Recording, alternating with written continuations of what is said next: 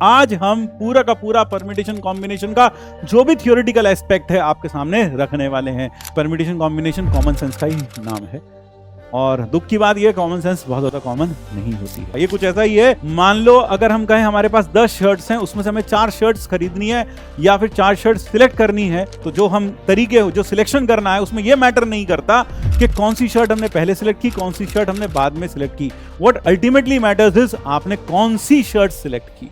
जब आप alike objects में चीजों को चुनने की बात करते हैं तो वहां पर object that is selected is unimportant. What is important is how many you select. Hello प्यारे बच्चों, सभी को मेरी तरफ से हमेशा की तरह जय श्री कृष्ण, राधे राधे। तो welcome to another mind map series on permutation and combination. यानी आज हम पूरा का पूरा परम्यूटेशन कॉम्बिनेशन का जो भी थियोरेटिकल एस्पेक्ट है आपके सामने रखने वाले हैं। तो देर किस बात की है, जल्दी से एक नोटबुक और एक पेन के साथ बैठ जाइए ताकि आप मेरे साथ साथ एक शॉर्ट नोट्स बना सकें। और ये जो शॉर्ट नोट्स हैं यह आपके काम कब आएंगे, जब आप रिवीजन करेंगे। तो इन शॉर्ट नोट्स से एक बार पढ़ लीजिएगा, पूरा का पूरा चैप्टर एक तरीके से आपको रिवाइज हो जाएगा। तो अगर आपने शॉर्ट नोट्स नहीं बनाए हैं तो ये लेक्चर आपके लिए बहुत ज्यादा कारगर है, और अगर आपने शॉर्ट नोट्स बनाए हैं तब भी आपके लिए चैप्टर बहुत ज्यादा, यह जो लेक्चर है यह तब भी आपके लिए बहुत ज्यादा कारगर सिद्ध होने वाला है, क्योंकि यहां कुछ चंद मिनटों का इन्वेस्टमेंट करके आप रिटर्न में पूरा का पूरा चैप्टर थ्योरेटिकली रिवाइज कर सकते हैं। तो चलिए आइए शुरू करते हैं आज की कार्यवाही। Let us begin. तो आज हम करेंगे परम्यूटेशन कॉम्बिनेशन का माइंड मैप। सबसे पहले परम्यूटेशन कॉम्बिनेशन को अगर मैं डिफाइन करता हूं तो परम्यूटेशन कॉम्बिनेशन अगर मैं एक लाइन में डिफाइन करूं, it is the art of counting without counting. यानी बिना गिने गिनने को ही परम्यूटेशंस कहते हैं, परम्यूटेशन एंड कॉम्बिनेशन कहते हैं। तो permutation combination is the art of counting without actually counting.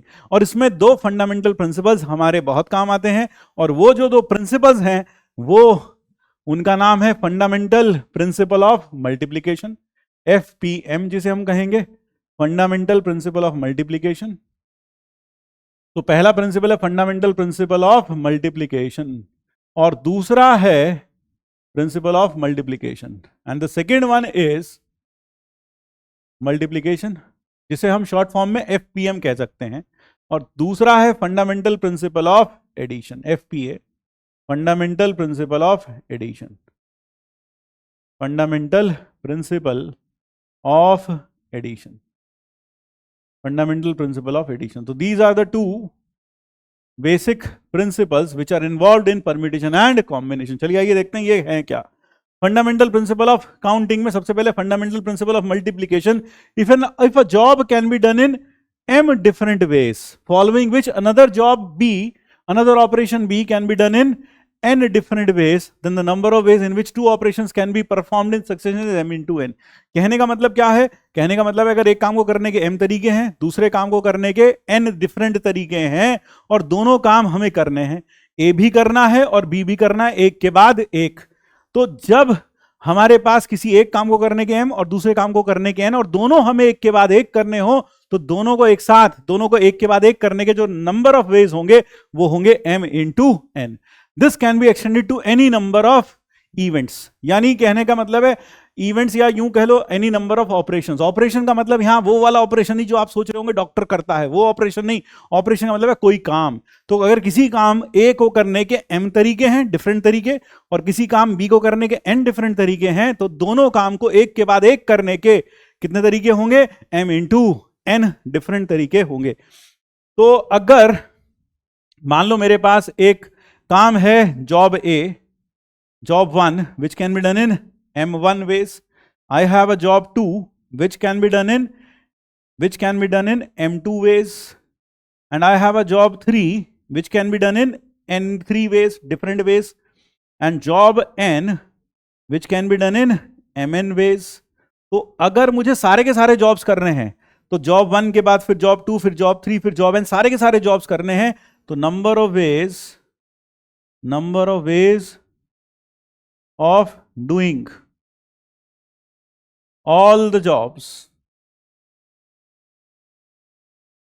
number of ways of doing all the jobs one after the other, है ना, सारे के सारे काम करने हैं हमें। number of ways of doing all the jobs in a definite order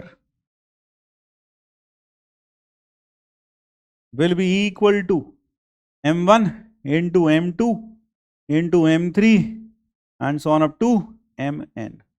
यानी सारे के सारे काम को एक के बाद करने के जो तरीके होंगे वो होंगे m1 into m2 into m3 into mn। These will be the different ways of doing this job। ये पूरा का पूरा यानी फंडामेंटल प्रिंसिपल ऑफ मल्टीप्लिकेशन यह हो गया जब हमें सारे के सारे काम करने हैं, एक के बाद एक निश्चित क्रम में हमें सारे के सारे काम करने हैं, तब हम इन सबको क्या कर देते हैं, मल्टीप्लाई।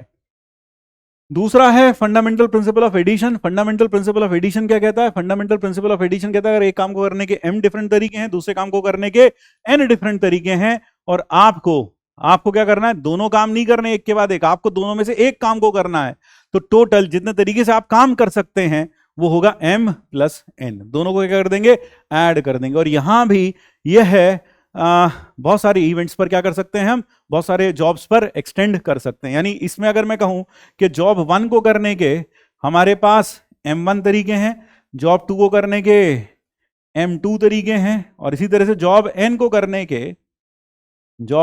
करने के mn तरीके हैं। The number of ways in which a job can be done, number of ways in which a job can be done is m1 plus m2 plus so on up to mn। अक्सर बच्चों को इसमें fundamental principle of multiplication और fundamental principle of addition में ये दिक्कत आती है कि ऐड कहां करते हैं और मल्टीप्लाई कहां करते हैं। तो आप एक चीज याद रखिए, जहां आपको सारे के सारे काम करने हो एक के बाद एक, तो वहां तो लगेगा फंडामेंटल प्रिंसिपल ऑफ मल्टीप्लिकेशन, ठीक है। और फंडामेंटल प्रिंसिपल ऑफ एडिशन कहां लगेगा, जहां आपके पास बहुत सारे काम हो लेकिन आपको उन सारे के सारे काम नहीं करने, कोई सा भी एक काम करना है। तो एक काम करने के टोटल जो तरीके होंगे वो यह हो जाएंगे, सबको ऐड कर देंगे, ठीक है। तो फंडामेंटल प्रिंसिपल ऑफ एडिशन कहां यूज करना है, where you have many lot jobs available to do and you have to pick up and you have to do a job, it may be any one of them, the total number of ways in which a job can be done will be there sum. लेकिन जहां पर आपके पास बहुत सारे काम available हैं और आपको सारे के सारे करने हैं, कोई भी नहीं छोड़ना, सारे के सारे करने एक के बाद एक, तो उनके नंबर ऑफ वेज को हम क्या कर देते हैं, मल्टीप्लाई। फिर permutation basically is a synonym for arrangement. यानी परम्यूटेशन बोलो या अरेंजमेंट बोलो, बात एक ही है। तो परम्यूटेशन मींस अरेंजमेंट किसका, of things in a definite order which may be alike, different, taken some और ऑल एट अ टाइम। यानी कि परम्यूटेशन का मतलब है अरेंजमेंट से परम्यूटेशन का मतलब है यानी किन्हीं चीजों को अरेंज करना। और वो चीजें कैसी हो सकती हैं, डिफरेंट हो सकती हैं, अलाइक हो सकती हैं, कुछ डिफरेंट कुछ अलाइक हो सकती हैं, कैसी भी हो सकती हैं, दे में बी डिफरेंट, दे में बी अलाइक, सम डिफरेंट, ऐसी भी हो सकती हैं। तो उनके अरेंजमेंट्स को हम क्या कहते हैं, परम्यूटेशन कहते हैं। और परम्यूटेशन में जब हम उन चीजों को अरेंज करते हैं तो हो सकता है वो सारी की सारी चीजें एक साथ अरेंज करें, taken all at a time, या फिर उनमें से कुछ चीजों को अरेंज करें तो टेकन ऑल और सम एट अ टाइम। तो एक बार फिर से पढ़ रहा हूं, permutation means arrangement of things in a definite order which may be alike और डिफरेंट, एक जैसी हो सकती है या डिफरेंट हो सकती है, कुछ अलाइक कुछ डिफरेंट हो सकती हैं। टेकन सम और ऑल, उनमें से हो सकता है कुछ चीजों को अरेंज करना हो या सारी की सारी चीजों को अरेंज करना हो at a time, then the number of permutation of n different things taken r at a time is denoted by NPR। तो ये तो हो गया परम्यूटेशन का मतलब, यह तो हो गया परम्यूटेशन का मतलब, this is what permutation means. Permutation refers to arrangement. लेकिन जब हम बात करते हैं अगर मेरे पास n डिफरेंट थिंग्स हैं और उसमें से मुझे r चीजों को अरेंज करना है, और वो भी अरेंजमेंट कैसा, लीनियर अरेंजमेंट करना हो, then the number of arrangements is denoted by NPR। किसे डिनोट करते हैं, NPR से। तो number of ways of arranging n are things out of n different things, इसको डिनोट करते हैं हम NPR से, या फिर इसको ऐसे भी लिख देते हैं। So that is what NPR stands for. यानी कल को आपको 10 बॉयज हैं, उनमें से 5 बॉयज को एक लाइन में अरेंज करना है, तो 10 में से कितने बॉयज को अरेंज करना है? 5 को, तो आंसर होगा 10p5। अगर मान लो आपके पास 10 अलग अलग किस्म के, 6 अलग अलग किस्म के फ्लावर्स हैं और आपको उन 6 फ्लावर्स में से 4 फ्लावर्स को मिलाकर एक लाइन में अरेंज करना है, तो कितने तरीके से अरेंज करेंगे? 6p4। तो n डिफरेंट चीजों में से r चीजों को एक लीनियर अरेंजमेंट देने के लिए नंबर ऑफ अरेंजमेंट्स पॉसिबल हो जाएंगे npr। इसी तरह से एक वर्ड आता है जिसका नाम है combination. Now what is combination? Combination का मतलब होता है सिलेक्शन से, परम्यूटेशन का मतलब अरेंजमेंट से। वहां अरेंजमेंट में order of occurrence of objects is important, यानी कौन पहले नंबर पर है, कौन दूसरे नंबर पर है, कौन तीसरे नंबर पर है, ये इंपॉर्टेंट होता है परम्यूटेशन में। लेकिन कॉम्बिनेशन जब हम सिलेक्शन करते हैं, then the order in which the things are selected is unimportant। यानी कॉम्बिनेशन और परम्यूटेशन में मेन यही फर्क है कि परम्यूटेशन में जब आप चीजों को अरेंज करते हैं वहां order of occurrence of things is important, लेकिन कॉम्बिनेशन में जब हम सिलेक्शन की बात करते हैं वहां order of occurrence of things important नहीं होता। ये कुछ ऐसा ही है कि जैसे मान लो अगर हम कहें हमारे पास 10 शर्ट्स हैं, उसमें से हमें 4 शर्ट्स खरीदनी है या फिर 4 शर्ट्स सिलेक्ट करनी है, तो आंसर, तो जो हम तरीके जो सिलेक्शन करना है उसमें यह मैटर नहीं करता कि कौन सी शर्ट हमने पहले सिलेक्ट की, कौन सी शर्ट हमने बाद में सिलेक्ट की। व्हाट अल्टीमेटली मैटर्स इज आपने कौन सी शर्ट सिलेक्ट की, नॉट पहले कौन सी सिलेक्ट की थी या दूसरी कौन सी सिलेक्ट की थी। जबकि अगर कोई बोले आपके पास 6 शर्ट्स हैं, इनमें से 4 शर्ट्स को लाइन में अरेंज करना है एक के बाद एक, तो डेफिनेटली वहां पर यह जरूर मैटर करेगा पहले नंबर पे कौन सी शर्ट है, दूसरे नंबर पे कौन सी शर्ट है, यह मैटर करेगा। तो वहां अरेंजमेंट में ऑर्डर ऑफ अकरेंस इंपॉर्टेंट होता है, सिलेक्शन में ऑर्डर ऑफ अकरेंस इंपॉर्टेंट नहीं होता है। तो combination refers to selection. Selection भी किसका? ऑब्जेक्ट्स का। कैसे ऑब्जेक्ट्स में थे?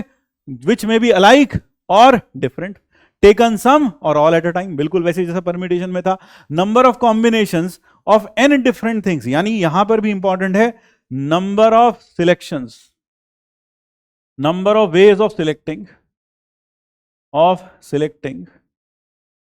Are things out of n different things, out of n different things, n different things, out of n different things is given by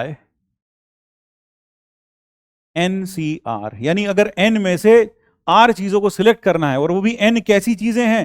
different हैं, these are different things। n different चीजों में से r चीजों को select करना है, number of ways is NCR। इसको हम CNR ऐसे भी लिखते हैं और कई बार ऐसे भी लिखते हैं, सिंपल ब्रैकेट लगाकर अंदर n और r लिख देते हैं। Sometimes we do it this way also, ठीक है। So these are the symbols for NCR. अब इनकी वैल्यूज क्या होती हैं? आइए अब इनकी वैल्यूज देखते हैं, values of NPR and NCR. NPR is n factorial upon n minus r factorial, whereas NCR is n factorial upon r factorial into n minus r का फैक्टोरियल। फैक्टोरियल आप समझते ही हैं, n फैक्टोरियल का मतलब होता है आप 1 से लेकर n तक के नंबर्स को मल्टीप्लाई कर दें, then you get n factorial. n factorial को अगर आप देखें ऐसे भी लिख सकते हैं, उल्टा करके लिख दो, n into n minus 1 into n minus 2 से लेकर 3 to 1। और अगर आप इसे देखेंगे तो ये पूरा का पूरा n माइनस 1 फैक्टोरियल बन जाएगा। और अगर आप देखें तो इसे लिख सकते हैं n into n minus 1 into n minus 2 का factorial. So that is how you can go on reducing it. Factorial जो टर्म है यह डिफाइंड है नेचुरल नंबर्स के लिए, लेकिन 0 का फैक्टोरियल भी 1 होता है। नेगेटिव नंबर्स के फैक्टोरियल्स डिफाइंड नहीं होते हैं। कई लोग बोल देते हैं नेगेटिव नंबर्स के फैक्टोरियल इनफाइनाइट होते हैं, तो इनफाइनाइट या फिर हम यूं कहें कि डिफाइंड नहीं होते हैं। तो factorials of negative numbers are not defined basically. तो ये हो गया हमारे पास n फैक्टोरियल, और ये 0 फैक्टोरियल की वैल्यू कितनी होती है? 1 होती है। ये चीज़ याद रखेंगे, है ना। जैसे ये लिखने के लिए आप समझते हैं कि n की जो वैल्यू होनी चाहिए वो 1 से बड़ी या बराबर होनी चाहिए। ये लिखने के लिए n की वैल्यू 2 या 2 से बड़ी या बराबर होनी चाहिए, ये लिखने के लिए, ठीक है। और कुछ फैक्टोरियल्स हैं जो आपको याद रखने चाहिए। 1 फैक्टोरियल 1 होता है, 2 फैक्टोरियल 2 होता है, 3 फैक्टोरियल 6 होता है, 4 फैक्टोरियल 24 होता है, 5 फैक्टोरियल 120 होता है, 6 फैक्टोरियल 720 होता है, 7 फैक्टोरियल 5040 होता है। कम से कम ये फैक्टोरियल्स तो आप याद रखें। NPR की value n factorial upon n minus r, NCR की value n factorial upon n minus r factorial. यहां पर मैं आपको इसको कैलकुलेट करने का एक शॉर्टकट तरीका बताता हूं, है ना। NCR को कैलकुलेट करने का एक शॉर्टकट तरीका क्या है, n into n minus 1 into n minus 2 up to r factors, up to r factors divided by r का factorial. So that is how you can easily calculate the value of NCR। यानी कि अगर हमें 10C3 चाहिए तो 10C3 हम लिख सकते हैं 10 इंटू 9 इंटू 8, कितने फैक्टर लिखे, 3, और नीचे 3 का फैक्टोरियल। तो the answer in this case would be 10 into 9 into 8 upon 6 and that would give you, यहां पर आप देखें ये गया और फिर यहां से यह भी जाएगा, है ना। हाँ, तो 3 3 3 2 दैट इज 60, 3 4 2 4 120 आ रहा, कितना आ रहा भाई जरा देखो, चेक करो, ये गया भाई। हाँ, तो हमने 3 से कैंसिल आउट किया, 3 3 3 2 2 4 120, तो दिस कम्स आउट टू 120, ठीक है। हाँ, तो ये हो गया एग्जाम्पल के तौर पर। तो that is how you can easily calculate the value of NCR। NCR की वैल्यू आप ऐसे कैलकुलेट कर सकते हैं, नहीं तो फिर आपको क्या करना पड़ता, 10 factorial upon 7 factorial into 3 factorial, फिर उसको 10 फैक्टोरियल को लिखना पड़ता 10 इंटू 9 इंटू 8 इंटू 7 फैक्टोरियल, फिर वो काटते फिर 3 फैक्टोरियल बचता। तो उसका एक शॉर्टकट ये है, हमने आपको यहाँ बता दिया कैसे कैलकुलेट कर सकते हैं। फिर एक चीज याद रखिएगा कि अगर हमें n डिफरेंट चीजों को n प्लेसेस पर अरेंज करना है तो number of permutations is n factorial.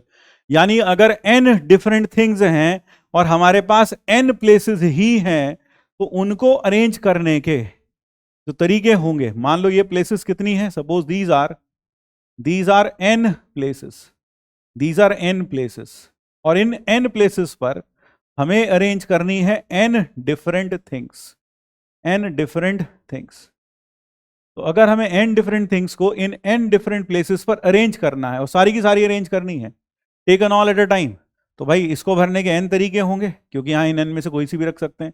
यहाँ n-1 होंगे, यहाँ n-2 होंगे, और लास्ट में यहाँ पर n-3, और लास्ट में होंगे एक तरीका, इसको भरने का 2 तरीका, and this is how it goes, क्योंकि ये कम होते जाएंगे, n into n-1 into n-2 and this becomes n factorial.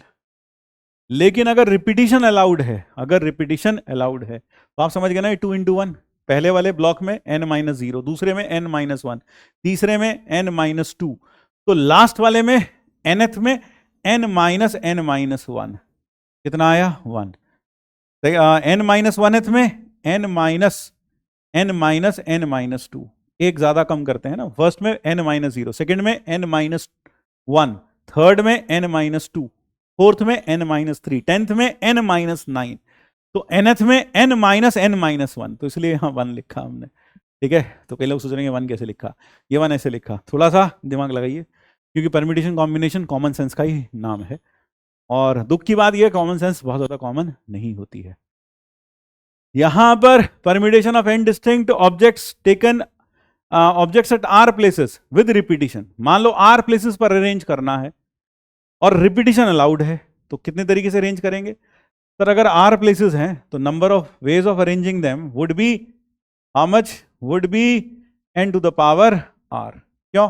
इसको अरेंज, इसको यहां फिल करने के n तरीके, इसको फिल करने के भी n, इसको फिल करने के भी n, इसको फिल करने के भी n, और इसको फिल करने के भी n, क्योंकि रिपीटिशन अलाउड है, तो the answer would be n to the power r, n to the power r। तो अगर n डिस्टिंक्ट ऑब्जेक्ट्स को, अगर आपको n डिस्टिंक्ट या डिफरेंट ऑब्जेक्ट्स को r प्लेसेस पे भरना है जहां रिपीटिशन अलाउड हो, तो आंसर होगा n to the power r। और अगर n डिफरेंट थिंग्स को r प्लेसेस पर अरेंज करना है तो आंसर क्या होगा? अभी अभी थोड़ी देर पहले मैंने बताया, नीचे कमेंट बॉक्स में अभी लिखो क्या होता आंसर, देखो अपनी मेमोरी टेस्ट करो, जल्दी से बताओ नीचे क्या लिखा था, पीछे क्या बताया था इसमें। अगर n डिफरेंट चीजों को r प्लेसेस पर अरेंज करना है तो नंबर ऑफ वेज कितने होंगे वो बताओ। फिर आती है प्रॉपर्टीज ऑफ एनपीआर और प्रॉपर्टीज ऑफ एनसीआर। NP0 1 होगा और NPN n फैक्टोरियल होगा। NPN, हाँ, NPN will be n factorial. n में से जीरो चीजों को अरेंज करने कितने तरीके होंगे? 1, अरेंज ही मत करो। और n में से n चीजों को अरेंज करने के n फैक्टोरियल तरीके होंगे। n में से n चीजों को अरेंज करने के n फैक्टोरियल तरीके। अगला प्रॉपर्टी है NCR is equal to NC n minus r. Second property is very important, यह कई जगह पर यूज होती है। जैसे मान लो हमें 10C7 निकालना है, तो 10C7 अगर मैं शॉर्टकट से भी जाऊंगा तो ऊपर 7 फैक्टर लिखने पड़ेंगे। अगर मैं इस प्रॉपर्टी का यूज कर लूं तो यहां लिख सकता हूं 10 - 7। तो 10C7 is equal to 10C3 and this is, अभी अभी हमने कैलकुलेट किया था, 120। This is 120, that is 10C3। That is how you can easily calculate. तो NCR is equal to NCN minus r, पहली प्रॉपर्टी। इसका यूज इस तरह से हो सकता है। एक चीज और याद रखिएगा, NC0 की वैल्यू 1 होती है, NC1 की वैल्यू n होती है, NC2 की वैल्यू होती है n into n minus 1 upon 2 factorial, 2 factor नीचे 2 का फैक्टोरियल। NC3 की वैल्यू होती है 3 factor, n minus 3 upon 3 factorial. तो these are some important points which you should remember, और यह है जगह जगह पर यूज होते रहते हैं। नेक्स्ट है NCR प्लस NCR माइनस 1, ये हो जाता है n प्लस 1 CR, ये हो जाता है n प्लस 1 CR।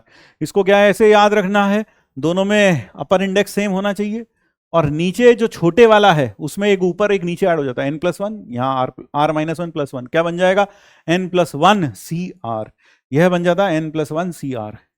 जैसे एग्जाम्पल के तौर पर अगर मैं आपको इस प्रॉपर्टी का यूज करके बताऊं, मान लीजिए 49 plus 51 plus 50 C50 plus 51 C51 और प्लस, नहीं, एक मिनट, इसके लिए एक अच्छा सा एग्जाम्पल ढूंढते हैं। तो let us understand this property. जो भी प्रॉपर्टी हमने पढ़ी NCR प्लस NCR माइनस 1, तो मैंने आपको क्या बताया, जो छोटे वाला है उसमें एक ऊपर और एक नीचे जोड़ देते हैं, एक ऊपर और एक नीचे जोड़ देते हैं, ठीक है। मान लीजिए आपके पास है 4C2 प्लस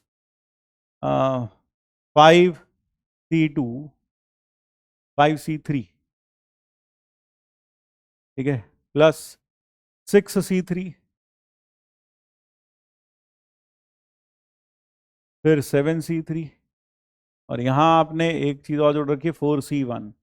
मान लो हमें ये सम इवैल्यूएट करना है, ठीक है, we have to evaluate this sum. तो अगर हमें यह सम इवैल्यूएट करना है, एक मिनट, यहाँ 6C4 7C4 और 8C4 और 9C4, if I want to ask you the sum of this, तो इसका सम क्या होगा जरा देखते हैं। अगर मैं ये प्रॉपर्टी लगाता हूँ, इन दोनों का सम कितना हो जाएगा? सर दोनों में ऊपर इंडेक्स सेम है, नीचे वाला इंडेक्स किसमें से कम है? इसमें। तो इनको सम किया तो ये हो गया 4C2 5C2 5C2, फिर हमने इसको इसके साथ सम किया, 5C2 को इसके साथ सम किया, वी गेट 6, छोटे वाला कौन सा, ये, इसमें ऊपर नीचे क्या ऐड हो जाएगा 6C3। 6C3 को हमने इससे ऐड किया तो यहां पर यह हो जाएगा 7C4, यहां मुझे 4 लिख देना चाहिए, 5 and this is 6 and this is 7। देखो अब ये प्रॉपर्टी रिपीटेडली हम यूज कर सकते हैं। 6C3 ये कितना हो जाएगा सर? 7C4, 7C4 इसके साथ मिक्स होगा तो ये हो जाएगा 8C5। अब 8C5 को हम इसके साथ यूज करेंगे तो दिस विल बिकम 9C6, और जब हम इसको इसके साथ यूज करेंगे दिस विल बिकम 910C7। तो आपने कुल मिलाकर इस सीरीज का जो सम आ गया वो आ गया 10C7। तो खुद प्रॉब्लम बनाया, थोड़ा सा मतलब इधर उधर थोड़ा सोचना पड़ता है, ठीक है। मेरे ख्याल से क्लियर हो गया होगा। दिस विल बिकम 10C7, यानी आपने देखा कि NCR प्लस NCR माइनस 1 में जो छोटे वाला है उसमें ऊपर नीचे एक ऐड हो जाता है। तो जैसे यहां पर ऊपर नीचे एक ऐड हो गया, मेन मकसद था, देखो ये सवाल तो सिर्फ एक बहाना है, मकसद आपको प्रॉपर्टी की थोड़ी सी फील दिलाना है, तो आपको फील आ गई होगी कि क्या कहना चाहते हैं। ठीक है, बिल्कुल सर, फील तो आ गई है। अब थर्ड प्रॉपर्टी है कि एनसीएक्स अगर एनसीवाई के इक्वल हो जाए, एनसीएक्स इज इक्वल टू एनसीवाई, एनसीएक्स अगर एनसीवाई के इक्वल है तो इसका मतलब होता है या तो एक्स और वाई इक्वल होंगे या फिर एक्स प्लस वाई बराबर एन होगा, या तो एक्स इक्वल टू वाई होगा या फिर x plus y equal to n होगा। एनपीआर की वैल्यू होती है आर फैक्टोरियल इंटू एनसीआर, ये याद रख सकते हैं, 2n फैक्टोरियल, ये 2n का होल फैक्टोरियल है, इसको याद ऐसे रखेंगे 2n का होल फैक्टोरियल। ये खासकर बाइनोमियल थ्योरम में काम आएगा, कई जगह आंसर्स को मल्टीपल करेक्ट में भी काम आता है। 2n का होल फैक्टोरियल होता है 2n टू की power n, it is 2 to the power n into n factorial into 1 3 5 and so on, 2 to the power n into n factorial into 1 3 5, सारे के सारे ऑड फैक्टर्स का प्रोडक्ट। तो यानी कि 2n फैक्टोरियल हमेशा ऐसे लिख सकते हैं, तो जैसे मान लो 100 फैक्टोरियल को लिखना है तो आप लिख सकते हो 2 की पावर 50 इंटू 50 का फैक्टोरियल इंटू 1 3 5 7 9 से लेकर 99 तक, that is how you can write it. तो नीचे कमेंट बॉक्स में लिख के बताना 200 फैक्टोरियल को आप कैसे लिखोगे, इसका यूज करके 200 फैक्टोरियल को आप कैसे लिखोगे। तो ये हुआ हमारा एनपीआर और एनसीआर की प्रॉपर्टीज। कई जगह हम गैप मेथड और स्ट्रिंग मेथड का यूज करते हैं। गैप मेथड और स्ट्रिंग मेथड का यूज जहां चीजों को हमेशा अलग अलग रखना हो वहां यूज करते हैं गैप मेथड, और जहां चीजों को हमेशा एक साथ रखना हो वहां यूज करते हैं स्ट्रिंग मेथड। गैप मेथड में क्या करते हैं, जैसे अगर बोला जाए 4 boys and 3 girls, 4 boys and 3 girls to be seated in a line, to be seated in a line, एक लाइन में बिठाना है, to be seated in a line such that no two girls are together, no two girls are together, no two girls are together, no two girls are together। तो यहां पर हमें क्या करना है, यहां पर हमें गर्ल्स को हमेशा अलग अलग रखना है, कभी भी इकट्ठा नहीं बैठने देना। तो इस पार्ट के लिए हम क्या यूज करेंगे, we will use gap method. B part है all girls are together, all girls are together,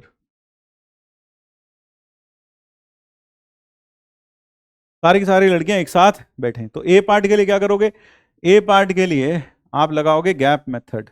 तो गैप मेथड में क्या होता है, थोड़ा सा फील कर लीजिए, जो भी बॉयज हैं हम उनको अरेंज कर देते हैं गैप्स के साथ। तो these are the 4 boys and we arrange them with gaps. मान लो ये सारे बॉयज हैं, इनको अरेंज करने कितने तरीके, 4 अलग अलग बॉयज 4 अलग अलग जगह पर अरेंज हो रहे हैं, 4 फैक्टोरियल, क्योंकि अभी हमने पढ़ा था कि n डिफरेंट थिंग्स को n प्लेसेस पर अरेंज करने के n फैक्टोरियल वेज होते हैं, 4 फैक्टोरियल। अब इनके बीच में गैप कितने हो गए, 5। इन 5 में से हमें कितने गैप सिलेक्ट करने पड़ेंगे, 3। सिलेक्ट 3 गैप्स, 5 में से 3 का selection. NCR denotes the selection of r things out of n different things, तो 5C3। और उन 3 गैप्स पे मान लो हमने गैप सिलेक्ट कर लिया, ये और ये, इन 3 गैप्स पर 3 लड़कियों को अरेंज करने के 3 फैक्टोरियल तरीके। So that is what gap method means.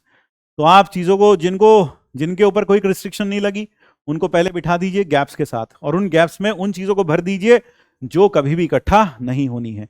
और बी पार्ट की अगर हम बात करें, बी पार्ट की ऑल गर्ल्स आर टुगेदर, तो हम इसमें यूज करेंगे स्ट्रिंग मेथड। तो यहां पर हमने कौन सा मेथड यूज किया, we have used gap method over here, यहां हमने यूज किया गैप मेथड। और ऑल गर्ल्स आर टुगेदर, तो यहां हम यूज करते हैं स्ट्रिंग मेथड। स्ट्रिंग मेथड में क्या करते हैं, स्ट्रिंग मेथड में जिनको हमेशा इकट्ठा बैठना होता है उन्हें रस्सी से बांध देते हैं। तो हमने क्या किया, सारी गर्ल्स को रस्सी से बांध दिया and this becomes one thing. ये पूरा का पूरा एक पैकेट बन गया जिसमें 3 गर्ल्स बैठी हैं, G1 G2 G3, और साथ में यहां बॉयज हैं B1 B2 B3। नीचे कमेंट बॉक्स में मुझे जरूर लिख के बताइएगा इसका आंसर क्या होगा, will be the answer to this part, solution for B part, ये आप बताएंगे। ठीक है, अगला जो चीज आती है वो है ग्रुपिंग। ग्रुपिंग कहां यूज होती है, सबसे अलग एक और इंपॉर्टेंट जो हम बात करने जा रहे हैं वो है grouping. Now let us see where is grouping used. Grouping, तो ग्रुपिंग इज यूज्ड, इसका मेन यूज कहां होता है, इसका यूज होता है, ग्रुपिंग इज यूज्ड तो ग्रुपिंग कहाँ यूज होती है? Used for distribution of different objects, used for distribution of different objects, distribution of different objects among different people. जब भी अलग अलग चीजों को among different people, अलग अलग चीजों को अलग अलग लोगों में बांटने के लिए ही हम ग्रुपिंग का इस्तेमाल करते हैं. तो grouping is mainly use for distributing different things among different people. जब भी डिफरेंट चीजों को, अलग अलग किताबें हैं, लोगों में बांटना है, ग्रुपिंग का यूज करेंगे, है ना. अलग अलग लोग हैं, टैक्सीज में बिठाना है, ग्रुपिंग का यूज करेंगे. अलग अलग लोग हैं, होटल के रूम्स में ठहरवाना है, ग्रुपिंग का यूज करेंगे, क्योंकि हम लोगों को बांटेंगे रूम्स के बीच में, डिफरेंट रूम्स के बीच में. तो that is where grouping is used. तो ग्रुपिंग याद रखें कहां यूज होता है. ग्रुपिंग में क्या से करते हैं? मान लो मेरे पास है n डिफरेंट थिंग्स, और मुझे इसको 3 ग्रुप्स में बांटना है. पहले ग्रुप का साइज है m, दूसरे ग्रुप का साइज है n, और दूसरे का साइज है मान लेते हैं p, और इसका साइज है q. So I have to distribute n different things into 3 groups of size m, p और n. जैसे मान लो मेरे पास m, p और q. Clearly m plus p plus q बराबर n है. बराबर कितना है? n, है ना. क्लियरली ये क्या है? ये n है. इन सबको जोड़कर, जैसे मान लो मेरे पास 10 किताबें हैं, उसमें से मुझे 5 किताबों को एक ग्रुप में रखना है, 3 किताबों को एक ग्रुप में रखना है, 2 किताबों को एक ग्रुप में रखना है. Then the number of ways in which 3 different groups can be formed of sizes m, n and p is m factorial into p factorial into q factorial. यहां ध्यान रखिए, m, n, m, p, q are all different. कोई भी दो same नहीं है, सबके सबका ग्रुप का साइज सेम है. तो number of ways to divide n different things into 3 groups of unequal sizes m, p and q is this. This is the number of ways in which you can divide the group divide n things into 3 groups of size m, p and q. अगर मान लो तुम्हारे पास जैसे n किताबें थी, तुमने एक group बना दिया m किताबों का, एक ग्रुप बना दिया p किताबों का, एक ग्रुप बना दिया q किताबों का. तो ये करने के बाद अब तुम्हारे सामने वो n किताबें 3 अलग अलग ग्रुप्स में सामने रखी होंगी. एक में होंगी m किताबें, एक में p और एक में q. मान लो अब हमें इन किताबों को 3 लोगों में और बांटना है, तो कितने तरीके से बांटेंगे? इंटू 3 फैक्टोरियल, है ना. अगर मैं, ये तो क्या हो गया? Group formation. अगर मैं इसमें कहूं number of ways to distribute among 3 people, number of ways to distribute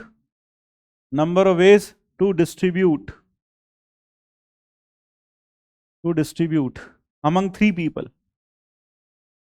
तो वो क्या हो जाएगा? 3 फैक्टोरियल. वो हो जाएगा 3 फैक्टोरियल, वो हो जाएगा इंटू 3 फैक्टोरियल. क्यों? पहला ग्रुप जो m साइज का है वो किसी एक के पास आ सकता है, उसको देने के 3 तरीके, दूसरे को देने के 2 तरीके, और तीसरे को देने का 1 तरीका. यानी सबको कुछ ना कुछ मिलना चाहिए provided. Number of ways to distribute these 3 groups among 3 people will be n factorial divided by m factorial into n factorial into p factorial. That is it. तो ऊपर आता है, तो इसको अब आप यहां अच्छे समझें.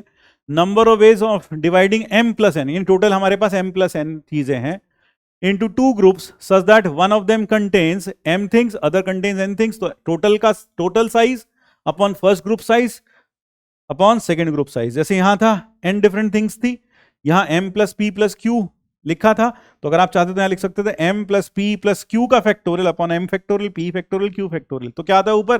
Total size upon first group size upon second group size upon third group size. से मल्टीप्लाई करते चले जाते हैं। तो first group size second group size से नीचे मल्टीप्लाई करते चले जाते हैं नीचे, ठीक है ना, ये क्लियर हुआ। अगर इसी तरीके से मेरे पास m plus n plus p different things हो, जहां m n p सब डिफरेंट है, तो number of ways in which 3 groups can be formed of size m n p, तो total upon first group size, second group size, third group size. लेकिन शर्त क्या है, सारे ग्रुप साइजेस अलग अलग होने चाहिए, सारे ग्रुप साइजेस अलग अलग होने चाहिए। अब मान लो अगर m बराबर n हो, यानी ये टोटल 2n थिंग्स हो, और हमें इन्हें n के दो ग्रुप्स में डिवाइड करना है, n के दो ग्रुप्स में, तो ये होता है total size upon first group size, second group size which are same, divided by जितने ग्रुप का साइज सेम हो उतने फैक्टोरियल से डिवाइड कर देते हैं। इसी तरह से 2n factorial 2n to be divided, अगर मान लो इनको आगे डिस्ट्रीब्यूट करना है हमें दो लोगों में, तो इंटू 2 फैक्टोरियल और कर देंगे। क्यों, दो ग्रुप्स बन गए, एक n का और दूसरा भी n का, इनको बांटने के 2 फैक्टोरियल तरीके होंगे दो लोगों के बीच में, जैसे वहां इंटू 3 फैक्टोरियल किया था, यहां इंटू 2 फैक्टोरियल कर देंगे। अगर मान लो कल को 3n थिंग्स हो तो उनको बांटने के n factorial n factorial n factorial, कितने ग्रुप्स का साइज सेम है 3, तो डिवाइड बाय 3 फैक्टोरियल। और फिर अगर इनको डिवाइड बांटना है 3 लोगों में, तो यहां इंटू 3 फैक्टोरियल नीचे था और यहां मल्टीप्लाई कर देंगे 3 फैक्टोरियल से। तो इसको, ये हो गया ग्रुपिंग। इसको थोड़ा और अच्छे समझने के लिए मान लो अगर मैं कहूं 10 डिफरेंट थिंग्स हैं, 10 डिफरेंट बुक्स हैं, और हमें इनको बांटना है 5 2 2 और यहां कर देता हूं 4 3, हाँ इस ग्रुप्स में 3 2 2 के ग्रुप्स में, तो क्या करेंगे, total size, first group size, second group size, third group size, और कितने ग्रुप्स का साइज सेम है, 2 ग्रुप्स का, तो इसलिए यहां डिवाइड करेंगे 2 फैक्टोरियल से, जितने ग्रुप का साइज सेम हो। और अगर मान लो मैंने 3 लोगों में बांटना है तो इंटू 3 फैक्टोरियल। तो 10 डिफरेंट किताबों को हमें 3 लोगों में बांटना था, such that 1 gets 3, other gets 2, other gets 2, यानी एक को 3 मिल जाए, एक को 2 और एक को 2 मिल जाए, तो बांटने के तरीके यह हो जाएंगे। तो अगर इसी तरीके से अगर मुझे 15 डिफरेंट बुक्स को बांटना हो, 15 डिफरेंट बुक्स को बांटना हो 4 4 4 और 3 के ग्रुप में, क्या एक काम करते हैं, 4 4 8, 2 10, 2 12 और 3 15, तो कितने तरीके से बांटेंगे, total group size, first group size, second group size, third group size, fourth group size और फिफ्थ ग्रुप साइज, ये हो गया। अब इसमें से कितने ग्रुप्स का साइज सेम है, सर इन दो का साइज सेम है, तो डिवाइड बाय 2 फैक्टोरियल, फिर इन दो का साइज सेम है, डिवाइड बाय 2 फैक्टोरियल, तो ये सेम और ये है सेम, तो ये हो गया ग्रुप डिवीजन, यानी हमने इनको अलग अलग ग्रुप्स में डिवाइड कर दिया बुक्स को। एक ग्रुप में 4 हैं, अगले ग्रुप में भी 4 हैं, फिर अगले में 2 हैं, उससे अगले में भी 2 हैं, और फिर 3 है एक अगले ग्रुप में। अगर मान लो हमें इन्हें बांटना हो 5 लोगों के बीच में, तो इंटू 5 फैक्टोरियल।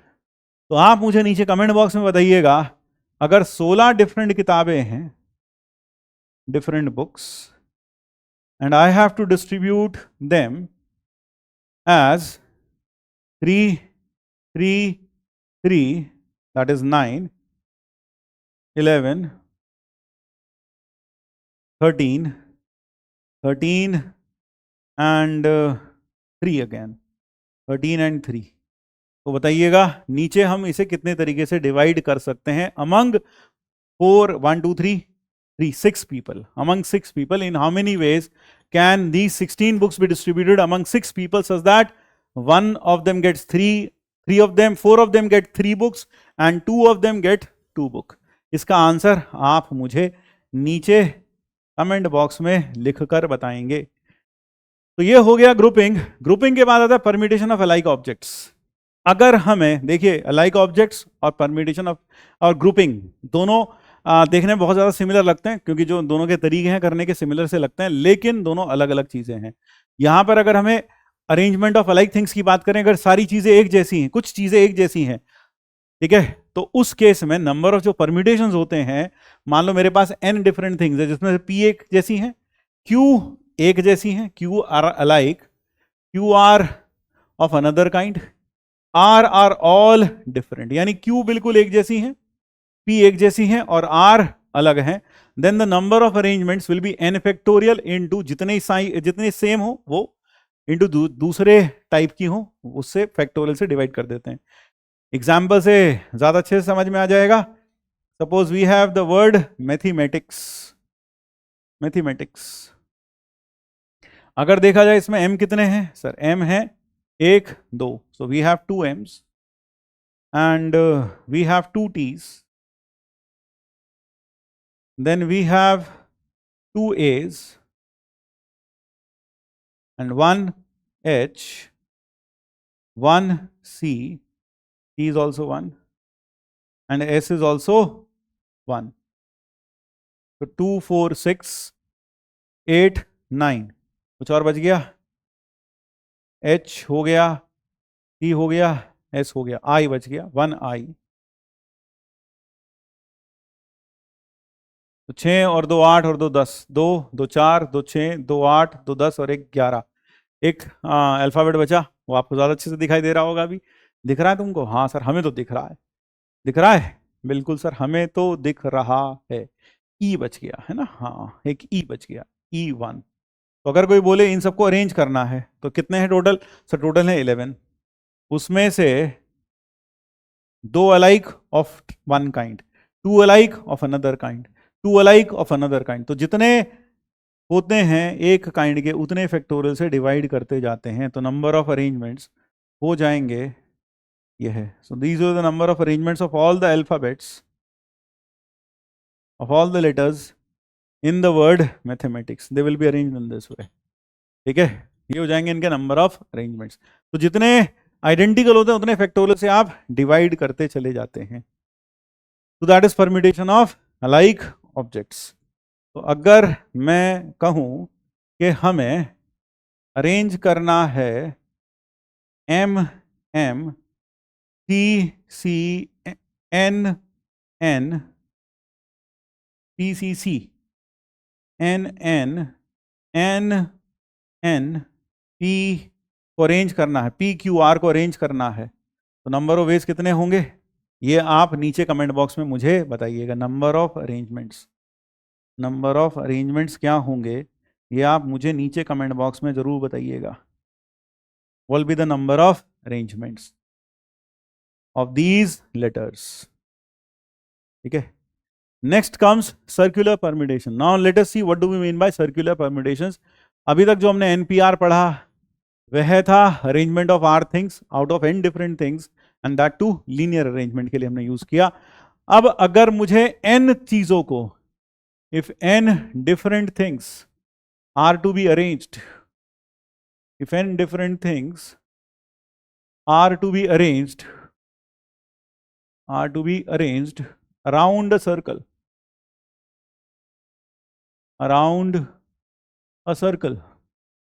एक सर्कल पे अरेंज करना है, then number of arrangements will B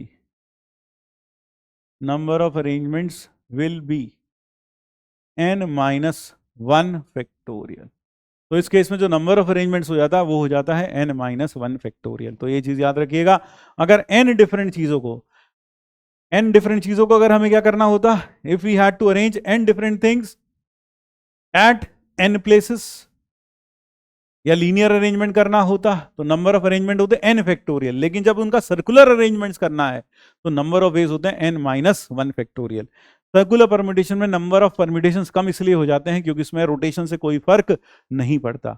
यानी कि अगर हर आदमी अपनी एक जगह शिफ्ट कर ले, आगे शिफ्ट हो जाए चाहे तो क्लॉक में चाहे एंटी क्लॉक में, it does not matter, yet the arrangement produced is the same. तो रोटेशन से कोई फर्क नहीं पड़ता। जैसे मान लीजिए अभी ABC बैठे हैं, अब आप इन्हें रोटेट कर दीजिए तो यहाँ C आ जाएगा, यहाँ A और यहाँ B, yet the arrangement will be same. क्यों? क्योंकि कभी किसी भी अरेंजमेंट में पार्टनर्स चेंज नहीं हुए। जो क्लॉकवाइज में बैठा था वो क्लॉकवाइज में वही बंदा बैठा है, जो एंटी क्लॉक बैठा था वही एंटी क्लॉक में अभी भी बैठा है, तो कोई नया अरेंजमेंट नहीं बनता। तो सर्कुलर परम्यूटेशन में नंबर ऑफ अरेंजमेंट्स जो हो जाते हैं वो n-1 फैक्टोरियल कम हो जाते हैं। कितने कम हो जाते हैं? By factor of n। वो इसलिए क्योंकि वहां रोटेशन से कोई फर्क नहीं पड़ता है। ठीक है, सो n different things are to be arranged around a circle, then the number of arrangement is n minus 1 factorial. या फिर आप इसे ऐसा भी सोच सकते हैं, ये आदमी को फिक्स कर दो, बाकी सबको उसके आजू बाजू में अरेंज करते रहो, तो अरेंजमेंट के जो तरीके हो जाएंगे वो n minus 1 factorial हो जाएंगे. ठीक है, so that is how you can remember it. फिर इसके बाद अगर मान लो हमें n चीजों को, if n different things are to be arranged, things are to be arranged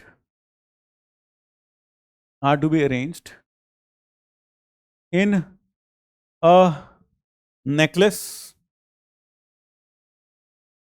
a necklace, या फिर garland, या फिर any circular arrangement, या फिर any circular arrangement which can be overturned, which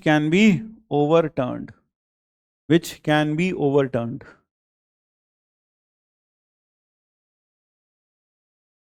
then number of arrangements in this case would be n minus 1 का factorial by 2.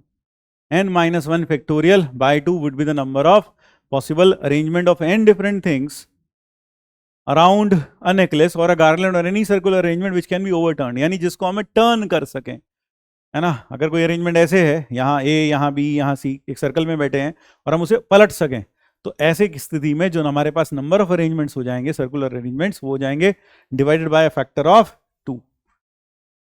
फिर आता है total number of combinations. Total number of combination का मतलब है selection of at least one thing, यानी हम ऐसे चाहें तो ऐसा भी कह सकते हैं number of ways of selecting at least one thing, number of ways of selecting at least one things out of n things. अगर सारी की सारी चीजें एक जैसी हैं, when all things are alike, so number of selections, number of ways of selecting at least one thing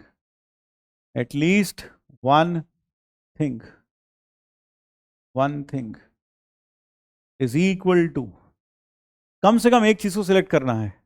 number of ways of selecting at least one thing, कम से कम एक चीज को सिलेक्ट करना है. मान लीजिए मेरे पास 4 आइडेंटिकल पेन्स हैं and I have to make a selection of at least one. तो 4 आइडेंटिकल पेन्स हैं, जब आइडेंटिकल चीजों में से किसी चीज को चुनते हैं तो वहां यह मैटर नहीं करता कि आपने किसको चुना, वहां यह मैटर करता है कि आपने कितने चुने. क्योंकि सारी चीजें एक जैसी हैं, तो आपने किसको चुना वो मैटर नहीं करता, क्योंकि सारी एक जैसी, कोई सी भी उठा लो, तो it is one and the same thing. तो जब आप अलाइक ऑब्जेक्ट्स में चीजों को चुनने की बात करते हैं तो वहां पर the object that is selected is unimportant. What is important is how many you select. तो यू कैन सिलेक्ट, अगर 4 ऑब्जेक्ट हैं, you can select one way, you can select 2 second way, you can select 3 of them third way, और you can select और 4 of them 4 veg. यानी 4 एक जैसी दिखने वाली चीजों में से कम एक चीज सिलेक्ट करने के 4 तरीके होते हैं. अगर मेरे पास 5 एक जैसी दिखने वाली चीजें हैं और मुझे उसमें से सिलेक्शन करना है कम से कम एक का, तो मैं 1 उठा सकता हूं, वन वे. मैं उसमें से 2 उठा सकता हूं, दूसरा तरीका. तीसरा तरीका मैं 3 उठा सकता हूं. चौथा तरीका मैं 4 उठा सकता हूं. पांचवा तरीका मैं 5 उठा सकता हूं. यानी कहने का मतलब है अगर बिल्कुल एक जैसी हैं 5 चीजें, तो उनमें से कम एक सिलेक्ट करने के 5 तरीके. 4 एक जैसी हैं तो उनमें से कम एक सिलेक्ट करने के 4 तरीके.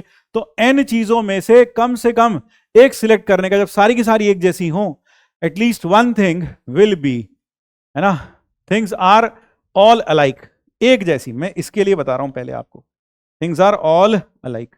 Number of ways of selecting at least one thing when things are all alike, उसके लिए है n वेज. उसके लिए क्या है, n वेज हैं. तो जब सारी की सारी एक जैसी हों तो n वेज, और जब सब की सब डिफरेंट हों, याद रखिए NCR is used for selection of R things out of n different things. तो अगर डिफरेंट चीजें हैं और उसमें से हम कुछ चीज सिलेक्ट कर रहे हैं, कम से कम एक, तो यहां पर 2 चीज मैटर करेंगी. हमने कौन सी सिलेक्ट की, क्योंकि सारी की सारी डिफरेंट है, और कितनी सिलेक्ट की यह भी मैटर करेगा. यहां दोनों चीजें रोल प्ले करती हैं इंपॉर्टेंट. वो क्या, कितनी सिलेक्ट की और कौन सी सिलेक्ट की. ठीक है, तो यहां पर which thing is picked up and how many are picked up, both are important. तो number of ways of selecting at least one thing, number of ways of selecting at least one thing, of selecting at least one thing will be equal to NC1 plus NC2. एक select कर लो या दो select कर लो या तीन select कर लो या फिर n की n चीजें सिलेक्ट कर लो, NC3 and so on NCN. और यह होता है, इसका जो वैल्यू होता है that is equal to 2 to the power n minus 1, 2 to the power n minus 1. आपको बाइनोमियल थ्योरम में ये आपने पढ़ेंगे या पढ़ लिया होगा, NC1 से लेकर NCN तक का जो सम होता है वो होता है 2 की पावर n. ये 2 की पावर n, इसकी वैल्यू कितनी होती है NC0 की? NC0 की वैल्यू होती है 1, दिस इज 1. तो इसको उठा के उधर भेज देंगे तो NC1 NC2 से लेकर NCN तक की वैल्यू 2 की पावर n minus 1. तो जब आपको NCR का यूज कब करना है? जब डिफरेंट चीजें हो और उसमें से कुछ सिलेक्ट करना हो. लेकिन जब चीजें एक जैसी हो तो वहां सिर्फ कितनी चीजें सिलेक्ट की, ये इंपॉर्टेंट है. तो इसलिए यहां नंबर ऑफ वेज आ जाते हैं n. अब मान लीजिए मिक्स है. मिक्स कैसे? जैसे suppose number of ways when some are alike of one type, some are alike of another type kind and rest are different.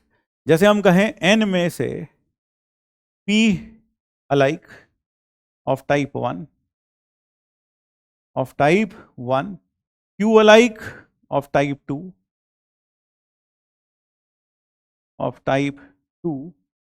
और r remaining are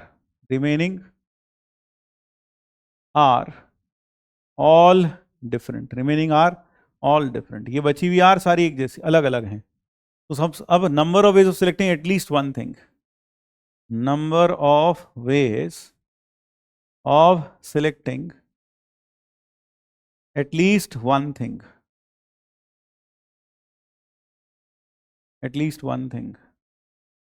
कम से कम एक चीज को सिलेक्ट करने के कितने तरीके होंगे? देखिए, सबसे पहले हम P चीज़ों की बात करते हैं. तो इस P में हम सिलेक्ट करना है कम से कम एक, इन सारी चीज़ों में से, n चीज़ों में से, इन n चीज़ों में से हमें कम से कम एक सिलेक्ट करना है. तो पहले हम P चीज़ों को विजिट करते हैं जो एक जैसी हैं. हो सकता है उसमें से हम एक उठाएं या दो उठाएं या P की P उठा लें. तो हमने अभी देखा था कि n चीज़ों में से कम से कम एक सिलेक्ट करने के कितने तरीके होते हैं? n. लेकिन हो सकता है क्योंकि हमें एक सिलेक्ट करनी है, हम यहां से सिलेक्ट ना करें, यहां से सिलेक्ट कर लें.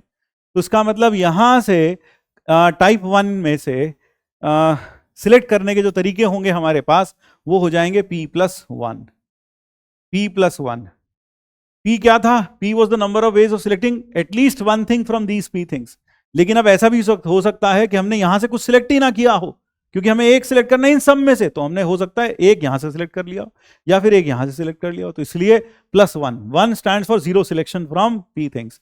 इसी तरह से Q में Q+1, Q में आ जाएगा Q+1, क्योंकि हो सकता है कि Q में से number of veg selecting at least one thing will be Q+1, इसलिए हो सकता है यहां से भी कुछ सिलेक्ट ना किया हो.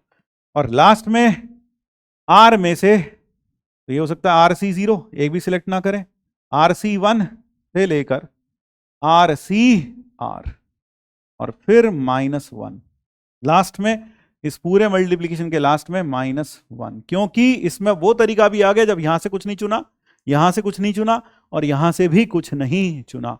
तो answer in this case comes out to be P+1 into Q+1 into 2 to the power R-1, 2 to the power R और -1 अलग से. So that is the number of ways of selecting at least one thing out of n things when P are alike of one kind, Q are alike of another kind and remaining R are all different. तो यहां पर यह समझ में आ जाना चाहिए कि यहां पर +1 क्यों किया? क्योंकि हो सकता है हमने यहां से भी कुछ ना लिया हो, यहां से भी कुछ ना लिया हो, यहीं से लिया हो. और यहां पर RC0, क्योंकि हो सकता है यहां से कुछ ना लिया हो बल्कि यहां से कुछ लिया हो. तो RC0, RC1, RC2 से लेकर RCR. और फिर -1 किस लिए? क्योंकि इसमें वो केस आ गया जब तीनों में से कुछ नहीं लिया, तो -1 कर देते हैं. तो दैट इज इट. फिर इसके बाद आता है नंबर ऑफ, मान लीजिए n एक नेचुरल नंबर है और उसके प्राइम फैक्टर्स हैं p की पावर a1, q की पावर b, r की पावर c, इस तरह के इसके फैक्टर्स हैं। और ये p q r जो हैं ये सब के सब क्या हैं? प्राइम नंबर्स हैं। Where p q r are all prime numbers, ये सब के सब प्राइम नंबर्स हैं। और p को हम ऐसे लिख सकते हैं, तो नंबर ऑफ फैक्टर्स, इसके जो नंबर ऑफ फैक्टर्स होंगे, डिवाइजर्स होंगे, वो होंगे a+1, b+1, c+1, इन सब का मल्टीप्लीकेशन। यानी कि अगर मुझे कभी भी नंबर ऑफ डिवाइजर्स निकालने हैं, वो भी कैसे? पॉजिटिव डिवाइजर्स की बात कर रहे हैं। नंबर ऑफ पॉजिटिव डिवाइजर्स होंगे a+1, b+1, c+1। जैसे एग्जाम्पल के तौर पर अगर मैं कह दूं 56 that is equal to 7 into 2 की पावर 3, तो यहां पावर कितनी है? 1 और यहां 3, तो नंबर ऑफ डिवाइजर्स होंगे, नंबर ऑफ डिवाइजर्स इसके कितने हो जाएंगे sir? 1 + 1 into 2 + 1, 1 + 1 into 3 + 1, that would be 2 into 4, 8 divisors. So you will have 8 divisors for this. और 8 डिवाइजर्स कैसे हो सकते हैं? डिवाइजर्स अगर आप गिनने बैठो तो 2, 3, 4, फिर 5, 2, 3, 4, इसमें अगर हम डिवाइजर्स गिने तो let us find out the divisors कितने होंगे, जरा गिनो एक बार। तो नंबर ऑफ फैक्टर्स यहाँ पे 2, 4 तो हमने लिख दिया था, 5 तो नहीं आएगा, तो क्या आएगा? 2, 4, 5, 6, 7, 8, 9, 10, 11, 12, 13, 14, फिर 16, 15, फिर आ जाएगा 28 और फिर 56, और कुछ छूटा गया? 1, 2, 3, 4, 5, 6, 7, एक छूट गया 1। तो these are the number of factors. और अगर आप देखें ये इसके नंबर ऑफ डिवाइसेस 8 ही आ रहे हैं, 3, 3, 6 और 2, 8। That is how you can find the number of divisors. यानी ऐसे नंबर्स, ऐसे पॉजिटिव नेचुरल नंबर्स, ऐसे पॉजिटिव नंबर्स जो इसको डिवाइड कर सकें। Number of ways in which n can be resolved as a product of 2 divisors.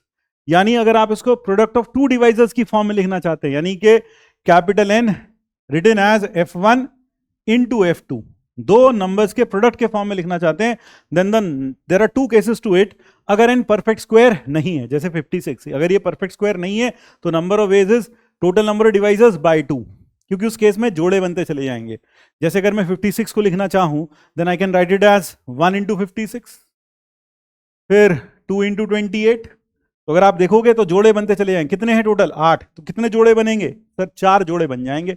1 into 56, 2 into 28, फिर 4 into 14 और 7 इंटू 8। तो एग्जैक्टली हाफ नंबर ऑफ जोड़े बन जाते हैं। तो number of ways in which it can be resolved as a product of 2 factors is f1 into f2 में लिखा जा सके, फैक्टर 1 इंटू फैक्टर 2, तो हाफ हो जाएगा। लेकिन अगर ये परफेक्ट स्क्वायर हो, then the number of divisors is this whole plus 1 by 2। जैसे एग्जाम्पल के तौर पर अगर 36 हो, if I pick up 36 which is 2 to the power 2, 3 to the power 2, इसके नंबर ऑफ डिवाइजर्स होंगे 9। नंबर ऑफ डिवाइजर्स हो जाएंगे कितने? 3 इंटू 3, 3 इंटू 3 दैट इज 9। अब इसमें जब आप डिवाइजर्स अगर इसके लिखेंगे तो आएगा 2, 3, 4, 1, फिर 9, फिर 6, फिर 9, फिर 12, फिर 30, 18 और फिर 36। एक बार काउंट करो, 3, 3, 6, 3, 9। जब आप इसमें जोड़े बनाने लगेंगे ना, तो आप पाएंगे तो जो जोड़े बनेंगे वो बनेंगे टोटल कितने हैं? 9। तो आप पाएंगे जोड़े बनेंगे 10। 10 तरीके से लिखा जा सकता है। कैसे? 1 इंटू 36, 1 इंटू 36, 2 इंटू 18, फिर 3 इंटू 12, 4 इंटू 9, 4 इंटू 9 और लास्ट में 6 इंटू 6। तो टोटल बने कितने? 5। ये बने 5। 9 + 1 बाय 2, 9 + 1 बाय 2। तो जितने डिवाइजर हो उसमें एक जोड़ो और बाय 2 कर दो। That will give you 5 possibilities, 5 ways in which it can be written as product of 2 divisors. तो +1 करके बाय 2 कर दो in case it is a perfect square. फिर अगर आपको n को 2 फैक्टर्स के प्रोडक्ट के रूप में लिखना, जैसा अभी लिख के आए हैं हम, लेकिन शर्त है उन दोनों में कोई कॉमन फैक्टर आपस में ना हो। जैसे यहां पर इन दोनों में कोई कॉमन फैक्टर नहीं था आपस में, इन दोनों में यहां पर कॉमन फैक्टर जैसे 3 और 12 में कॉमन है, 4 और 9 में कोई कॉमन फैक्टर नहीं है। 1 और 36 में कोई कॉमन फैक्टर नहीं है, HCF 1 है, मतलब 2 और 18 में कॉमन फैक्टर है 2, 3 और 12 में कॉमन फैक्टर है 3। तो हमें इसको दो फैक्टर्स के प्रोडक्ट में लिखना है जहां F1 और F2 का HCF 1 हो। तो ऐसा कितनी तरीके से लिखा जा सकता है? In which it can be resolved as a product of two factors is 2 to the power n minus 1, whereas in n is the number of primes in the prime factorization of n। जैसे example के तौर पर अभी मैंने 36 लिखा, 36 को मैं लिखा 1 इंटू 36, 2 इंटू 18, 3 इंटू 12, 4 इंटू 9 और 6 इंटू 6। अगर देखा जाए इस क्राइटेरिया पर कौन कौन फुलफिल होता है? सर ये 2 की पावर 2 था इंटू 3 की पावर 2, इस पर कौन कौन फुलफिल करता है? सर एक तो ये और एक ये बस दो। तो ये कैसे आया? सर 2 की पावर, इसको कैसे कर सकते हैं? दो तरीके से, देखो कैसे। 2 की पावर, कितने प्राइम फैक्टर्स इसकी फैक्टराइजेशन में इन्वॉल्व है? सिर्फ दो, 2 और 3। पावर नहीं देखेंगे, सिर्फ देखेंगे कौन कौन से इन्वॉल्व हैं, 2 और 3। तो 2 की पावर कितने? सर दो फैक्टर्स हैं, दो प्राइम नंबर्स हैं, 2 की पावर 2 माइनस 1, यानी कितना आ गया? 2। और वो 2 कौन कौन से हैं? यही 2 हैं। दो तरीके से लिख सकते हैं। यानी कि यहां पर फर्क क्या है? यहां पर F1 इंटू F2 लिखना है, लेकिन F1 और F2 का HCF कितना होना चाहिए? 1 होना चाहिए।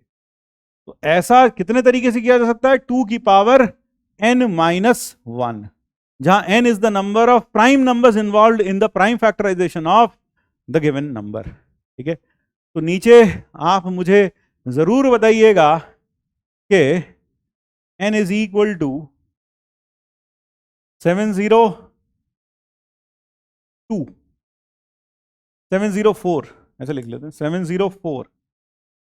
इसके डिवाइजर्स, नंबर ऑफ डिवाइजर्स कितने होंगे? नंबर ऑफ डिवाइजर्स बताना। और पहला, दूसरा number of ways in which it can be written as F1 into F2। तीसरा मुझे बताना number of ways in which it can be written as F1 into F2 where HCF of F1 F2 is 1 हो। ये तीनों का answer मुझे आप नीचे कमेंट बॉक्स में जरूर लिख के बताना, ताकि आपको ये कॉन्सेप्ट दिमाग में और अच्छा तरीके से बैठ जाए। नेक्स्ट आते हैं distribution of alike, distribution of alike objects among alike, distribution of alike objects among different people. यानी अगर हमें एक जैसी चीजों को लोगों में बांटना हो तो कैसे बांट सकते हैं? कैसे बांट सकते हैं? तो हम उसके लिए यूज करते हैं जिसे हम कहते हैं बेगर मेथड। बेगर मेथड। तो beggar method, now let us see what is this beggar method. So beggar method is basically used for distribution of, beggar method used for, ये कहाँ यूज होता है? ग्रुपिंग यूज होता था डिफरेंट ऑब्जेक्ट्स को बांटने में। Use for distribution of alike objects, of alike objects among different people, among different people। यानी अगर हमें एक जैसी चीजों को लोगों में बांटना हो तो उसके लिए यूज करते हैं बेगर मेथड। तो आपको ये अच्छे समझ में आ जाना चाहिए कि बेगर मेथड और ग्रुपिंग में क्या अंतर है। बेगर मेथड कहाँ यूज करते हैं? जहां हमें जो चीजें बांटनी है वो सारी की सारी चीजें कैसी हों? अलाइक, एक जैसी दिखने वाली हो, वहां हम यूज करते हैं बेगर मेथड। और जहां वो डिफरेंट हो वहां हम यूज करते हैं ग्रुपिंग। तो मान लीजिए हमारे पास n आइडेंटिकल ऑब्जेक्ट्स हैं और इनको बांटना है टू बी डिस्ट्रीब्यूटेड अमंग,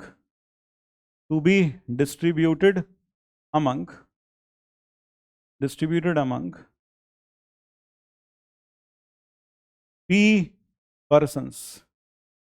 कितने लोगों में बांटना है? p लोगों में बांटना है। Such that they may receive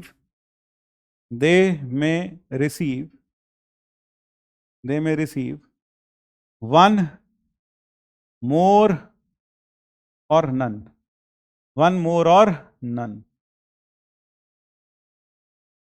such that they may receive, each may receive one more or none, such that each may receive so that each may receive one more or none। यानी कि अगर मुझे n identical objects को बांटना है p लोगों में, p कुछ भी हो सकता है, 5 हो सकता है, 10 हो सकता है, p n से बड़ा भी हो सकता है, कुछ भी हो सकता है, और सच दैट ईच में रिसीव वन मोर और नन, हर किसी को एक मिल जाए या फिर एक भी ना मिले या फिर सारे के सारे मिल जाए, वन या फिर एक से ज्यादा मिल जाए या फिर सारे भी मिल जाए, वन नन और मोर, कितने भी मिल सकते हैं।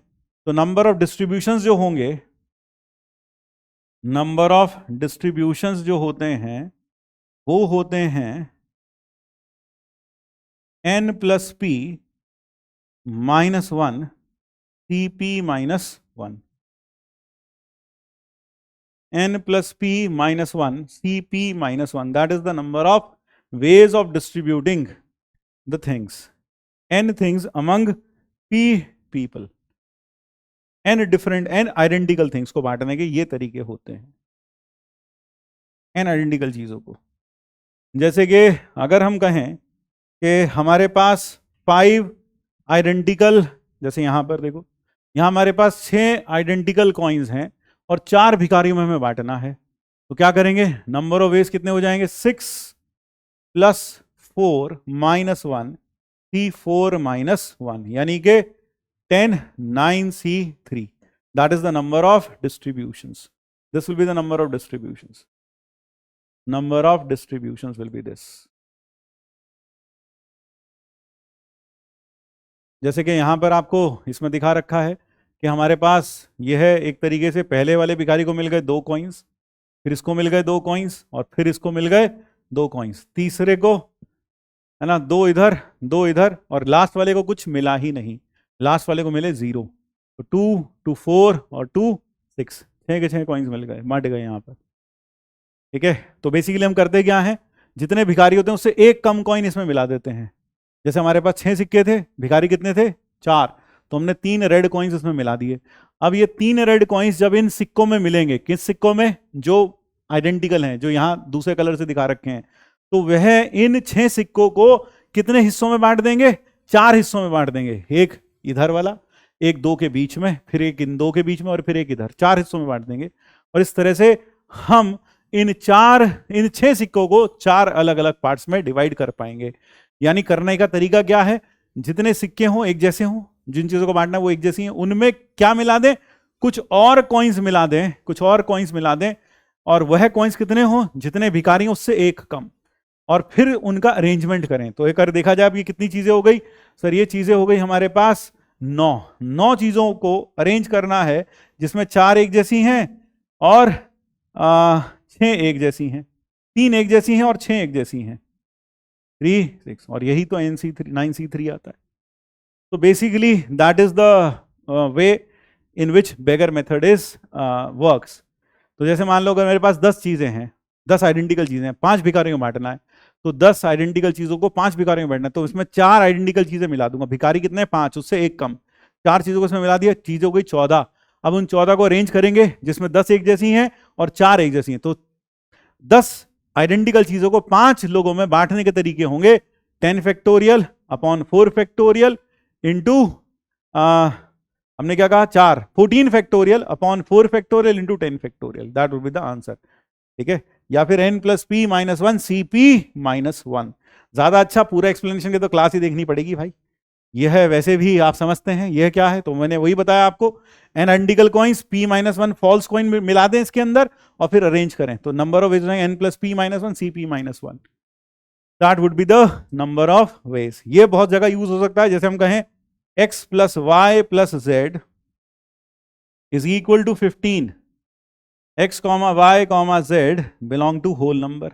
नंबर ऑफ सॉल्यूशंस देखने हैं, नंबर ऑफ सॉल्यूशंस, तो नंबर ऑफ सॉल्यूशंस जो होंगे, क्योंकि ये 15 को बांटना है कितनों में, x y z, ये 3 भिखारियों की तरह है, तो 15 में 3 भिखारियों की तरह, तो 15 minus 3 plus 1 C3 minus 1, number of solutions आएंगे 12 13 C2, 13 C2, that will be the number of solutions to this equation. तो बेगर मेथड के बहुत सारे यूजेस हैं, जिसके लिए आप क्लास में जो भी इलस्ट्रेशन कराई है उसको जाकर देख सकते हैं। आप देखेंगे वहां पर बेगर मेथड के ऊपर जो डिफरेंट डिफरेंट प्रॉब्लम्स फ्रेम की जा सकती हैं वो वहां आपको देखने को मिलेंगी, करने को मिलेंगी, और इस बहाने बहुत अच्छा सा रिवीजन हो जाएगा। तो बिल्कुल इस लेक्चर के बाद तुरंत जाकर ग्रुपिंग और बेगर मेथड के ऊपर कुछ प्रॉब्लम जरूर कर लें, ताकि आपको समझ में आए कि कहाँ ग्रुपिंग यूज होता है और कहाँ बेगर मेथड यूज होता है। ठीक है, फिर लास्ट जो बात आती है वो आती है डीअरेंजमेंट की। डीअरेंजमेंट का मतलब है, derangement is a kind of rearrangement in which none of the things go to the place in which it initially was. कहने का मतलब है डीअरेंजमेंट एक तरह का रीअरेंजमेंट है, जहां पर कोई भी चीज वहां नहीं वापस जाती जहां वो पहले थी। जैसे मान लीजिए हमारे पास n लेटर्स हैं और n एड्रेस्ड एनवेलप्स हैं, यानी किस चिट्ठी को किस एनवेलप में जाना है ये पहले से पता है, उसकी जो डिजायर्ड या डेसिग्नेटेड पोजीशन थी वो है हमें पता है। जैसे हम कहें लेटर 1 ये जाना चाहिए एनवेलप 1 में, क्योंकि जिसको ये भेजना है वो उसका एड्रेस एनवेलप 1 पे लिखा है। लेटर 2 जाना चाहिए एनवेलप 2 में, क्योंकि लेटर 2 जिसको भेजना है उसका एड्रेस एनवेलप 2 पे लिखा है। लेटर 3 को जाना चाहिए एनवेलप 3 पर, और लेटर n को जाना चाहिए एनवेलप n पर। लेकिन अब कोई तुम्हें कहे कुछ ऐसा करो कि कोई भी लेटर अपनी सही जगह पर ना जाए, यानी लेटर 1 एनवेलप 1 में ना जाए, लेटर 2 एनवेलप 2 में ना जाए, लेटर 3 एनवेलप 3 में ना जाए, लेटर n एनवेलप n में ना जाए, यानी कि जहां उन्हें जाना चाहिए था, डेजिग्नेटेड जो उनकी प्लेस थी, वो वहां एक भी ना जाए। ऐसा कितने तरीके से किया जा सकता है, उसको हम कहते हैं नंबर ऑफ डीअरेंजमेंट। सो डीअरेंजमेंट आपको समझ में आना चाहिए क्या चीज है। Derangement refers to a rearrangement in which none of the things goes to the initially designated place, that is called as dearrangement। और डीअरेंजमेंट करने कितने तरीके होते हैं इन चीजों को, n factorial into 1/2 factorial minus 1/3 factorial plus alternately plus minus plus लगाते चले जाओ जब तक n फैक्टोरियल ना आ जाए। जैसे मान लीजिए आपने 5 लेटर्स लिखे और हम कहें 5 एड्रेस एनवेलप्स हैं हमारे पास, 5 एड्रेस्ड एनवेलप्स हैं हमारे पास, तो नंबर ऑफ वेज कितने होंगे सर, वो होंगे 5 फैक्टोरियल। नंबर ऑफ डीअरेंजमेंट्स कितने हो जाएंगे, नंबर ऑफ डीअरेंजमेंट्स यानी सारी चिट्ठियां गलत गलत जगह पर चली जाए, कोई भी चिट्ठी अपनी सही जगह पर ना जाए। नंबर ऑफ डीअरेंजमेंट्स कितने हो जाएंगे, नंबर ऑफ डीअरेंजमेंट्स हो जाएंगे 5 factorial 1/2 factorial minus 1/3 factorial plus 1/4 factorial minus 1/5 factorial. That will be the number of dearrangements, यानी number of ways in which these letters can be posted so that none of the letters goes to this desired designated place will be this। तो मेरे ख्याल से समझ में आ गया होगा इस तरह के प्रॉब्लम्स जहां पर कोई भी चीज अपनी सही जगह पर ना जाए, वह करने के लिए हम यूज करते हैं डीअरेंजमेंट का। अब जब ये चैप्टर हमने पूरी तरीके से थ्योरेटिकली आपके सामने खोल दिया है, आपको जरूरत है इसकी थोड़ी प्रैक्टिस की। आप रिवीजन पूरा करने के लिए आपने लेक्चर देखा, साथ साथ अब कुछ प्रॉब्लम्स की प्रैक्टिस भी कर लीजिए। तो उसके लिए आप PYQs का यूज कर सकते हैं, क्लास इलस्ट्रेशंस का जो क्लास में टीचर्स ने कराए हैं वो क्वेश्चन करके देख सकते हैं, ताकि यह चैप्टर पूरी तरीके से आपके दिमाग में मैप हो जाए। तो बस आज के लिए इतना ही रखेंगे। Thank you everyone, that is all from my side as of today. मिलते हैं अगली क्लास में, तब तक के लिए जय श्री कृष्ण, राधे राधे।